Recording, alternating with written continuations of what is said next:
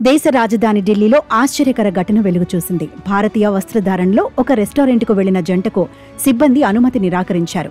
పితాంపురంలోని ఓ రెస్టారెంట్లో చోటు చేసుకున్న ఈ ఘటనకు సంబంధించిన వీడియో సామాజిక మాధ్యమాల్లో వైరల్గా మారింది. ఈ రెస్టారెంట్లోకి ఇతరులను అనుమతించగా తమతో మాత్రం మేనేజర్ అసభ్యంగా ప్రవర్తించాడని ఆ జంట ఆరోపించింది. అయితే దీనిపై స్పందించిన ఢిల్లీ మంత్రి కపిల్ మిశ్రా ఈ అంశాన్ని సీఎం రేఖా గుప్తా దృష్టికి తీసుకెళ్లినట్లు పేర్కొన్నారు. సీఎం రేఖా గుప్తా ఈ ఘటనను తీవ్రంగా పరిగణించారని, దీనిపై దర్యాప్తు చేసి తక్షణ చర్యలకు అధికారులను ఆదేశించారని మంత్రి కపిల్ మిశ్రా వెల్లడించారు. అంతేకాకుండా ఇకపై రెస్టారెంట్ యజమానులు కస్టమర్స్కు ఎలాంటి నిషేధాజ్ఞలు విధించరని పేర్కొన్నారు. రెస్టారెంట్ నిర్వాహకులు భారతీయ దుస్తులతో వచ్చే వారిని స్వాగతిస్తామని చెప్పారన్నారు. రక్షాబంధన్ రోజున భారతీయ దుస్తుల్లో వెళ్లే సోదరీమణులకు వారు కొన్ని తగ్గింపులను సైతం అందిస్తారని మిశ్రా పేర్కొన్నారు. మరోవైపు ఈ వ్యవహారంపై రెస్టారెంట్ యజమాని నీరజ్ అగర్వాల్ స్పందించారు. తమపై వచ్చిన ఆరోపణలు అవాస్తవమంటూ తోసిపుచ్చారు.